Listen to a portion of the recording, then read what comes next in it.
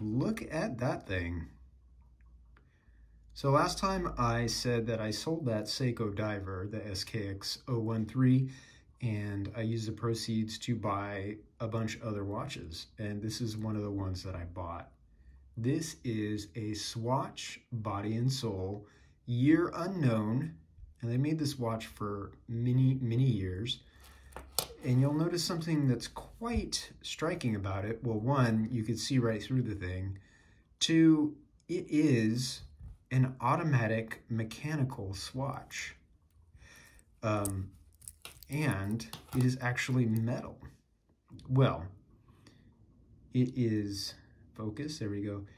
It is partially metal. I'll talk about that in a minute. But look at this thing. It is absolutely gorgeous, I think. I've been a big fan of swatches for a long time. You know, I want to tell you a story about about how much I like Swatch and why I like Swatch. It actually just kind of goes back to the fact that I was a kid in the 80s. I think every kid in the 80s has at least a recollection of Swatch, and if you're like me, you have an affinity for them. But I remember when this thing came out. This thing came out maybe in the 90s. Swatch in the late 80s, early 90s was starting to make watches out of metal, which is a big deal for them because all of the swatches up until that point, as far as I know, were just plastic. And they were meant to be like the second swatch, in that, you know, a fashion piece, something that you use to have fun, and sort of a swatch that was cheap enough, or a watch that was cheap enough that you could change it with your outfit, right? So when they started to make metal watches, it was kind of a big surprise, and they called it irony, which is great on a pun level, and also describes the fact that they were made of metal. They made a bunch of watches. They made some of them out of steel, stainless steel, some of them out of aluminum, which is really cool. And then shortly thereafter, they made this, which is when it's Swatch automatic. Now they also did make plastic Swatch automatics back in the day, using this movement or very similar to this movement. But this was sort of their flagship automatic Swatch. It's called the Body and Soul. It is hyper skeletonized. It uses an ETA movement. So this is a Swiss this is a Swiss watch with a Swiss movement, automatic movement. And I'll tell you, you can get these on eBay for under $100. This is probably the cheapest Swiss-made mechanical watch that I can think of. Usually when you think of affordable mechanical watches, you think of, well, Seiko or Orient, and not the Swiss. But here it is. And this thing, now they made these Body and Soul watches from the 90s all the way up until 2017. So there are a lot of them out there. They use the ETA Swiss movement, like I said before, which is one of the standard automatic movements that ETA made, but it's been super skeletonized for Swatch. So you can see, like, they really, they skeletonized the heck out of this movement. It no longer has any complications. You can see every single thing in this movement. They drilled out so you can see the the spring there, you know, flicking back and forth, of course. But you can see the mainspring here, which this movement originally had a mainspring in a barrel like a normal watch, but they put it in this sort of reel-to-reel looking, if you see right here, this sort of reel-to-reel looking thing. And that's cool because you can see how wound your swatch is. So this is actually acts as a little bit of a power reserve indicator, because you can see, like, oh, my swatch is actually, it's pretty wound right now. It's pretty tight.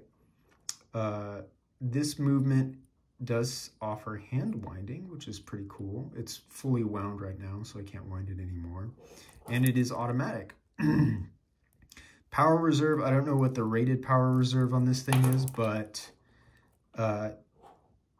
in the brief time that I've had it, it'll run for about 3 days without wearing, so that's pretty damn good. And it keeps time. I have to say, I have this right next to some digital watches in my desk collection, and it keeps time with the digital watches just right, well, as much as you can tell. Funny thing about this watch too, or not a funny thing, but when we're talking about keeping time, it doesn't have any indices for the time, so you really just when you look at this watch to see what time it is, you kind of get an idea of what time it is. You don't get an exact time, unless of course it happens to be, you know, at the 3 o'clock, 12 o'clock. I mean, you can estimate pretty well, but it is not a super precision timepiece. It's really just meant to show off these beautiful edit internals, including the jewels, which you can see. It's very cool. Very good watch. So this watch came with a steel bracelet, which you can see here. It's stainless steel. It's folded stainless steel links.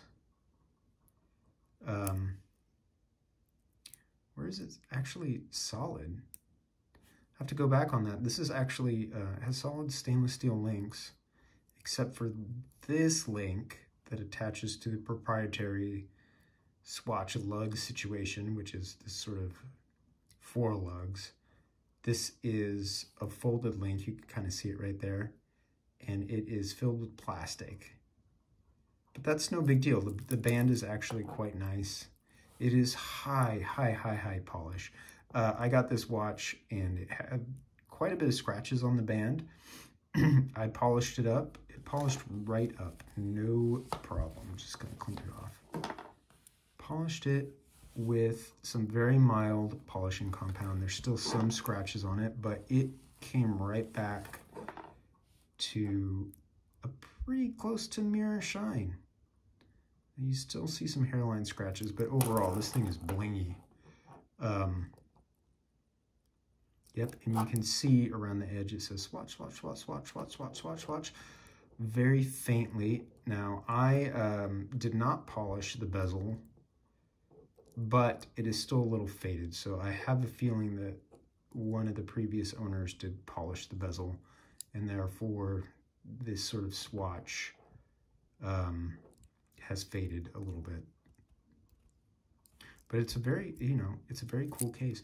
The thing that's funny about this, I said this was an irony, but if you look at it, you notice that besides the band, hardly any of this is actually made of steel. Most of it, the crystal and the window on the back, is just made of plastic. So this is an extremely lightweight watch. This might be one of the lightest mechanical watches I've encountered, at least modern mechanical watches. They used to be pretty light back in the day. They were much smaller, but this thing hardly weighs anything because it is mostly plastic. And yeah, it does scratch easily, but it also does polish up really easily. So, you know, and it's nice and thick, so you can polish this a couple of times without it really thinning out the material too much. So I appreciate this. Overall, this is a pretty awesome watch. When you think about it, the Swatch, it was supposed to be disposable, but not so much disposable. Let me take that back. Swatch is, I think, intended to last about 10 years, which is the original design brief. This watch, I believe, is older than 10 years. Now, without taking it apart or without getting a loop on it, I really don't know the exact date. And I'm sure in the comments, if anybody watches this, you'll tell me. But the limited research I've done told me that there's a couple things about this watch that you can use to date it. It has, this movement uses, see if you can see it, it uses a plastic, I really need a macro lens, it uses a plastic palette fork, which is insane, but it uses a standard wheel the palette fork interacts with. So from what I understand, the earlier models have this silver gear right there. You can see the sunlight flashing on it. Whereas the newer models actually use a purple colored gear. So this watch is conceivably 20 years old. Anywhere between 10 and 20 years old anyway. So the fact that it is just running and keeping great time after all these years and no service, I think is a testament to the fact that the ETA movement, this really basic movement, is solid. It's really good. And also the fact that this thing is undoubtedly has not been swimming. It has not seen any heavy duty service. It's been babied. And it's completely sealed. It's been running like, well, a watch, like clockwork. So it's great. Anyway, this is one of the curiosities that I bought with the proceeds from that SKX. And what else can I say about it? It's great. I love it. I love how ultra skeletonized it is. It's almost hilariously skeletonized. I love the hands are just simple squared off hands with a tiny bit of lume that still works actually.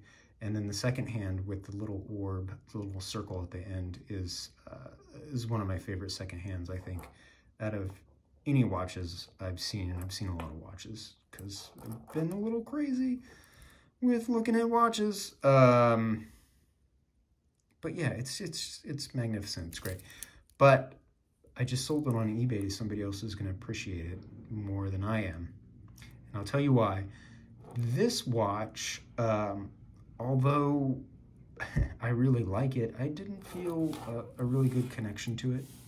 I didn't really feel like it's something that I would wear every day. So it's going to a new home. Put this aside for now. Next time, I want to talk about the other watch, which is actually on my wrist. That's right, it's a good old Casio. This thing is amazing. We'll talk a little bit more about it next time. Stay tuned, and also some other, there's still a little bit more to talk about with the little Seiko that I bought. A little update. There's obviously a band update with this little guy. And also just a little bit of update with how it's been. All right. Thanks. Thanks for watching. And again, watch out for the next one.